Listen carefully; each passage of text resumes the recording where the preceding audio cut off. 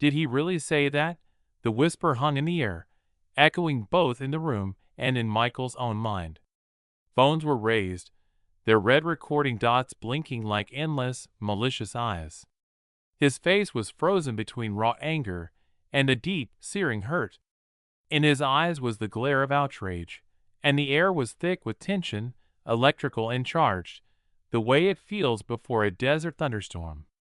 The producer gestured frantically, security moved closer, their tailored suits suddenly seeming too tight for this sudden, massive emotional detonation. "This is it," someone whispered backstage, and Michael knew exactly that they weren't talking about the television broadcast. The first hashtag was already trending on Twitter, escalating rapidly. Hashtag Jordan controversy. The smell of hot stage lights, the bitter, metallic taste of adrenaline in his mouth. The cameras never stopped rolling, fixating on his silence. He took a step forward, his voice cracked, not from weakness, but from controlled, harnessed power. "You didn't even hear what I said." Silence. Then, an explosion of comments, shouts, and senseless accusations. Everything had spiraled out of control, but to truly understand how Michael B. Jordan, known for his quiet dignity, found himself at the heart of Hollywood's loudest scandal, one that had nothing to do with cinema, one must go back several months. Michael's life was never truly like a magazine cover, though he could afford any photograph he wished. His principles were not forged in Hollywood studios, but in dusty gymnasiums, where the thump of balls and the squeak of sneakers spoke more volumes about struggle and perseverance than any screenplay dialogue. He was an actor who didn't play by the Hollywood rules, a man who deeply remembered where he came from. Every morning, regardless of his schedule, he drank coffee at a small, family-owned cafe on the outskirts of Burbank. It was a place where no one ever photographed him. He would sit by the window, watching the sun burn off the morning fog over the city, and he would listen to the conversations. His companion this morning was a young man named Julian, whose dream of becoming a boxer seemed as old and enduring as the cafe's brick wall itself. Julian was recounting the problems with their old neighborhood gym. "The ceiling is leaking, Mr. Jordan. We got no money for repairs. And it's the only place the guys don't get into trouble, ma'am," Julian whispered, accidentally using the regional Southern expression familiar from their old neighborhood back east, even though he was addressing a man. Michael just nodded. He understood. True value wasn't in gold or fame, but in the stability of the foundation upon which a community is built. His actions always spoke louder than any commercial. He did not publicly announce it, but that same day, his manager received instructions: pay for the gym's repairs in full. It was quiet assistance, an act that reflected his principle: do what is right, even when no one is watching, just like the loyal, unseen mechanic who fixes not just the tires, but the very soul of the vehicle. This same principle guided his investment decision, one that would soon lead him to the edge of an abyss. Michael decided to purchase a derelict former warehouse on a piece of historic Los Angeles real estate, Lot 14B. It was a dilapidated but architecturally significant site that he planned to convert into an independent film and visual arts center for local youth, giving local talent the break he never had easily. The plot bordered a massive tract owned by Prestige Development Group, a real estate behemoth notorious for its ruthless efficiency and its cold, unbreakable arrogance. All of his lawyers, including his longtime friend, had always warned him, "Don't mess with them, Michael. They are a bureaucratic hurricane." But the land was perfect, and the goal was noble. All documents were signed. The deal seemed flawlessly clean. He shook hands with the head of Prestige's legal department, a reserved man named Edwin Stokes, and sensed the heavy scent of expensive cologne and old, dusty paper. In that moment, Michael did not know how far his naive trust in the system would take him. He could not have imagined that his intention to build a center of light would become the very cause of his descent into darkness. Weeks later, As his team prepared for the groundbreaking ceremony, Michael decided to drive out to Lot 14B himself. He wanted to stand on the ground, feel it, and imagine the film projector turning on there for the first time. He expected to see old brick walls, smell the grease and rust, and hear the sound of a quiet, forgotten place. Instead, when his black SUV pulled onto the lot, he was hit by a sharp, strange scent, not rust, but freshly cut grass and moist soil. Michael turned off the engine. The silence was deafening. Before him was neither the old warehouse nor its historic foundation. There was only a large, cleared space where a bulldozer was working, leveling the soil and planting small trees that were just beginning to turn green. It was a plot ready to be converted into a city park. "Where is my warehouse?" That was the first thought that echoed in his mind, cold as a mountain stream. His heart clenched. This was no ordinary construction site. This was a fresh, green deception. He stepped out of the car, his expensive leather shoes sinking into the soft, newly laid sod. On the metallic fence hung a sign. It proudly read in large, arrogant letters, "Future Community Park. Built by Prestige Development Group for the community." No mention of Lot 14B, no mention of the Art Center, no mention of Michael B. Jordan. He felt a wave of rage building up inside him, but the restraint he had cultivated for years took hold.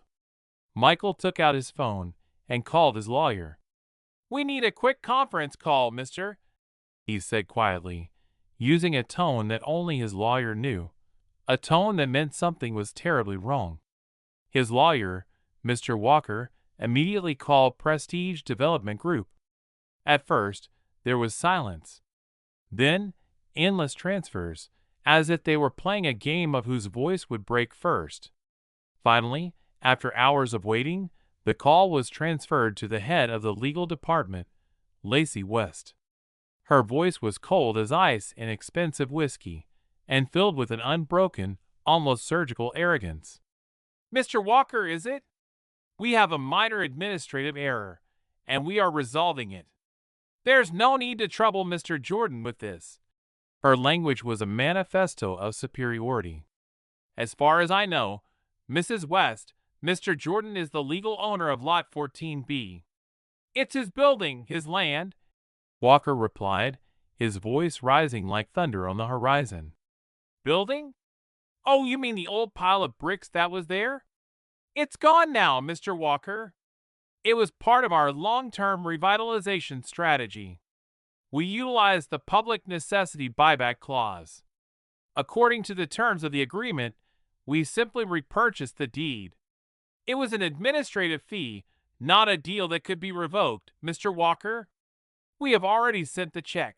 Her voice sounded as if she were explaining the laws of thermodynamics to a child. The check. That was the ultimate insult. Michael looked at a copy. The amount was ridiculous, less than a tenth of his investment. His internal monologue began to build, like pressure in an old steam engine. They didn't just steal the land. They stole the idea. They stole the promise. And they think that money, which to me is merely table scraps, will silence my mouth.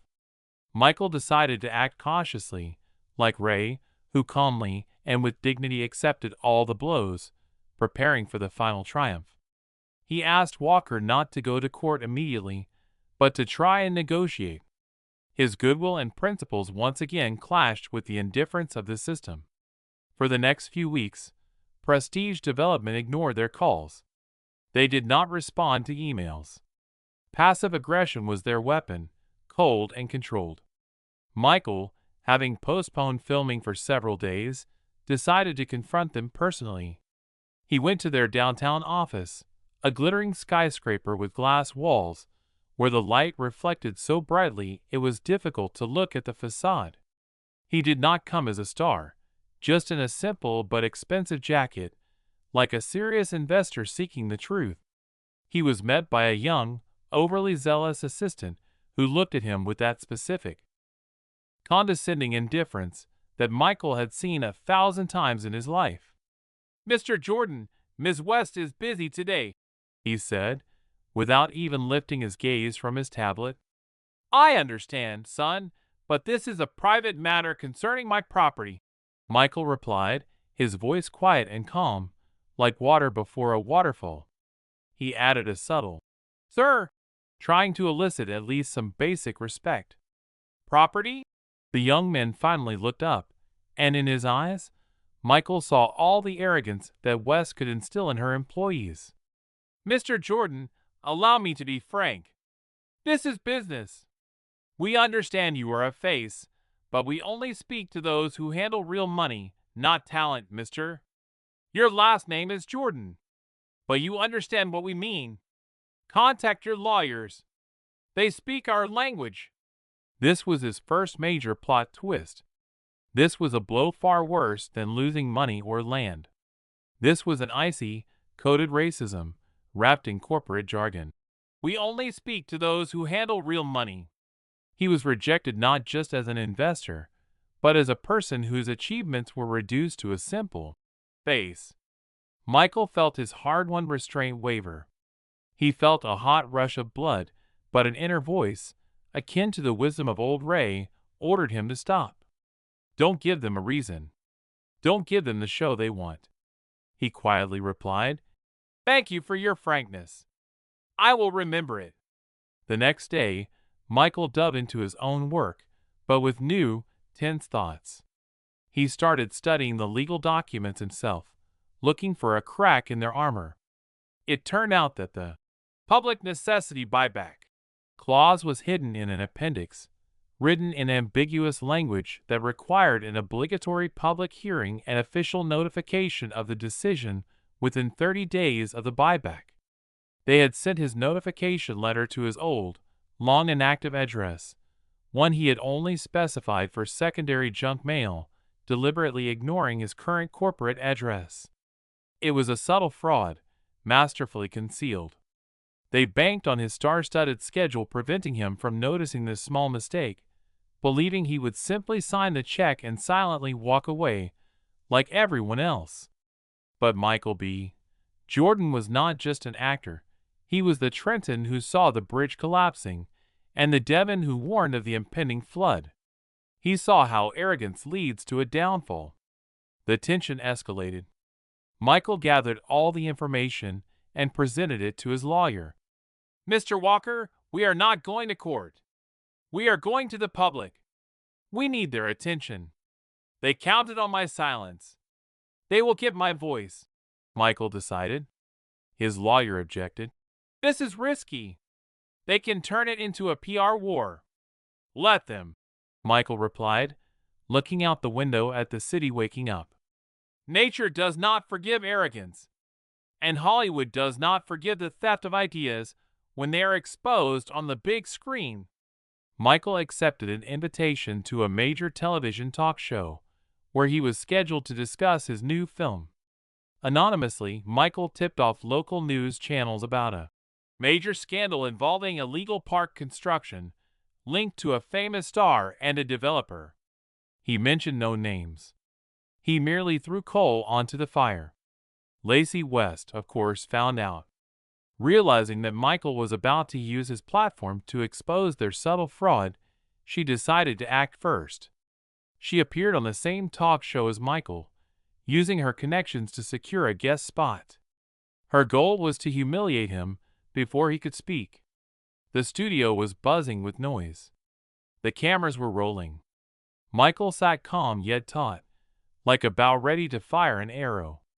Lacey West, dressed in an immaculate white suit, looked at him with a cold, condescending smile. The host began discussing Michael's film, but West quickly intervened. Allow me to discuss the real movie we are seeing today, Mr. Jordan, she said, her voice loud and steely. The reality is, this is just another Hollywood actor who believes his fame gives him the right to disregard the laws of business. We sent him a check, he received it. But he probably thinks he can get more by creating a show. Michael calmly responded, using his signature Southern address, which made his words even more menacing. I am not looking for more, ma'am. I am looking for what is mine. My right to property, which you concealed behind an incorrect address. Is that honest business, or is it simply theft wrapped in a legal term?" West laughed, loudly, sharply, dismissively. It was a sound that made every phone in the room instantly quiet. "Theft? Mr. Jordan, you understand that acting is what you do best. This is not reality. You understand nothing about business. You think you can buy a tiny piece of land and then dictate the rules. Who do you think you are, you damn? Do you even know who I am? People like you are only meant to do the dirty work, not make decisions.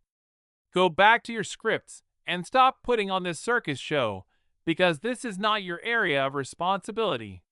You are merely a colored actor who—" She stopped, but it was too late. The word was said. It rang out live, in a studio that held its breath. The insult that Michael had restrained himself from reacting to for months erupted into the open. He couldn't take it anymore. His face, until now composed, utterly changed. The camera managed to capture it. Wes realized her mistake, her face drained of color. She had just destroyed not only his career, but potentially her own. Michael slowly rose. He did not yell. His eyes were filled not with rage, but with a deep, cold disappointment in human arrogance. He looked at Lacey West as if she were a ruin. Did he really say that? That whisper now belonged to him. The crowd, the cameras, the studio, everything went silent. Michael took a step forward, looking directly into the camera lens, his voice quiet, yet so firm it could be heard even without the microphone. "You just—" But the real storm was only beginning, and this public insult was merely the first drop before the flood. Instead, Michael's eyes locked onto the host, a seasoned professional named Richard, whose face was a study in shock and calculation. Richard's hands flew to his earpiece, desperate for guidance from the producers. Lacey West, seeing Michael's cold calm, tried to pivot, her voice now high and brittle. "I apologize for my wording. I misspoke. I was merely addressing the theatrical nature of his claim about the property, which is fully compliant, Mr. Jordan. You are simply trying to extort us. I am tired, and the stress," she stammered, attempting to bury the slur under a mound of excuses and corporate fatigue. Michael gently shook his head. He didn't need to shout. He didn't need to argue the morality of her statement. He needed to expose the mechanics of her arrogance. "I am not here to discuss your vocabulary, ma'am." Michael's voice was low, yet amplified, carrying the weight of decades of suppressed dignity. "I am here to discuss facts. You claim the buyback was handled administratively, and that you sent notification. Yes, you sent it to an inactive address. That is a fact. But the clause explicitly requires a public hearing notification, which you concealed in Exhibit C, Section 4.5. He spoke the contract details with the precision of a surgeon. "And that public hearing notice was never delivered, never announced, and never held. You didn't just buy my land back. You stole it under the pretense of public necessity to build a park that your firm planned to monetize later. You stole an idea from a community that needed an art center, and you cloaked your theft in the green sod of a false moral high ground." He pointed a firm finger not at West, but at the copy of the legal deed lying on the coffee table. "That is the deed to Lot 14B. It is mine. And my lawyer, Mr. Walker, has the evidence that you deliberately misled the city council about the status of this property for over a month." West's composure shattered. Her pristine white suit now seemed like a dirty shroud. She lunged forward, trying to slap the deed away, a desperate, uncontrolled move that the cameras captured in slow motion. "You are lying! You have no proof!" she shrieked, all professionalism gone. The physical altercation she initiated was exactly the kind of show she wanted to avoid, but it was too late. This was the catastrophic peak. Just then Richard, the host, took a deep, steadying breath. He yanked his earpiece out, ignoring the screams of the producer, whose frantic gestures had escalated into a full panic attack off camera. This was the first, necessary plot twist of redemption. Richard made a choice. A simple, quiet choice of principle over ratings, echoing Michael's own philosophy. "Lacey, Michael!" Richard's voice was firm, resonating with a sudden, powerful authority. "Before the show, your assistant, in a private conversation with my production assistant, a conversation about why she was so dismissive of Mr. Jordan's legal team, stated, and I quote, 'We only speak to those who handle real money, not talent.'" Richard paused, looking directly into the camera. His eyes were regretful, but resolute. "We have that audio. It was recorded, not for broadcast, but as a precaution because we sensed tension. I have just been ordered to cut the feed. But before I do," he pressed a button under his desk. The studio speakers crackled, then the raw, low-quality audio played. "Look, Lacey told me to push back. We don't deal with actors, just their money guys. We only speak to those who handle real money, not talent." The sound was devastating. It was the mechanical confirmation of the coded bigotry and corporate arrogance. It was the bridge breaking, the floodwaters cresting. West's face, pale before, now went a sickly gray. She staggered, grasping the edge of the table. Michael remained standing, the deed in his hand, his expression a quiet affirmation of his own truth. He said nothing more. He didn't need to. The cameras, still rolling despite the network's frantic signal to cut, captured West's complete and utter meltdown. A woman who lived by an image, watching that image burn to ash.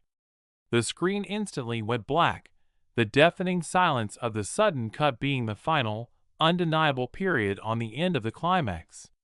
The day after the broadcast was quiet, unnaturally so, like the eye of a hurricane. The network had issued a meaningless statement citing technical difficulties, but the damage was done. Clips of West's meltdown, the slur, the attempted assault, the damning audio, were everywhere. The hashtag Jordan controversy hashtag had flipped. It was now hashtag prestige fraud and hashtag Lacey West exposed. The aftermath began swiftly. The public outcry was monumental. Michael's restraint had been his greatest weapon. He gave them the necessary information without the expected emotional explosion, forcing the viewer to focus on the cold, calculated crime rather than the hot, fleeting insult. His lawyer, Mr. Walker, moved immediately, filing an injunction against Prestige Development. The legal action, fueled by the public pressure, exposed a widespread pattern of land theft and legal deception across multiple states. The story wasn't just about Lot 14B, it was about the systemic abuse of power. Within 48 hours, Lacey West was fired, escorted out of the shimmering Prestige skyscraper by security. Her fall was brutal, swift, and absolute. The man who had been the face of the deception, Edwin Stokes, was placed on immediate leave pending criminal investigation. The arrogance that defined Prestige was finally the catalyst for their downfall. Michael, meanwhile, retreated to his local cafe, a simple, principled man in the midst of a global storm. He wasn't celebrating, he was thinking. He met Julian, the young boxer, who offered a tentative handshake. "Mr. Jordan, I don't know what to say. I saw the footage. Thank you for showing them what kind of people they are." Julian spoke of how the community still wanted the park, even if it was born from fraud. Michael was working with Richard, the host who had risked his career for a moment of truth. Richard had been suspended indefinitely by the network. "I had to do it, Michael," Richard said over the phone, his voice weary but proud. "I couldn't live with myself if I let her win with a lie." This was the second, deeply redemptive plot twist. Michael didn't offer to get Richard his old job back. He offered him something better. "Richard, they silenced you once. Let's make sure they never can again. I'm funding a documentary series on corporate land theft, starting with Prestige. I want you to host it. Your platform won't be a corporate desk. It'll be the truth. Richard accepted, his voice choked with emotion. Weeks passed into months. The investigation confirmed everything Michael had claimed. Prestige Development faced massive lawsuits and was eventually forced to concede Lot 14B back to Michael. The city council, humiliated by the public exposure of their negligence in overseeing the public necessity clause, issued a formal apology to Michael and the community. One crisp autumn morning, Michael stood on Lot 14B. The sod was starting to look scraggly, the young trees drooped. The bulldozers were gone, replaced by quiet stillness. He didn't feel rage or triumph, just a deep, abiding peace. He reflected on the principles of quiet persistence. His victory wasn't the legal deed. It was the fact that he hadn't allowed their contempt to turn him into the angry man they wanted him to be. He had fought their arrogance with cold, hard truth, the only currency that matters in the end. He had won the land back, but his perspective had shifted. He realized the idea of the park had power, even if the execution was corrupt. He decided to modify his plan. He would build the independent film and visual arts center on the site, but he would dedicate half of the acreage to a genuine, non-commercial community green space, managed by a non-profit foundation run by Julian and other community leaders. The new sign, when it went up, read, "The Lot 14B Arts and Green Center, built by the community, for the community." It was a quiet, moral victory over a system designed to exploit. The Center of Light would be built, but it would now stand in a garden of healing. Michael looked at the newly delivered cornerstone, a piece of solid granite. He placed his hand on it, feeling the cold weight of history and the warm promise of the future. He didn't need the media frenzy anymore. He had his moral victory. Sometimes the loudest protest is the silence. It carries the force of a principle that cannot be compromised, a truth that cannot be bought, and a dignity that cannot be stolen. Arrogance always looks down on what it perceives as weaker, but history shows that nature does not forgive arrogance, and quiet truth is the most powerful force in the universe. If this story made you feel that quiet dignity is the ultimate strength, hit the like button and subscribe. Because the truth is always worth a voice.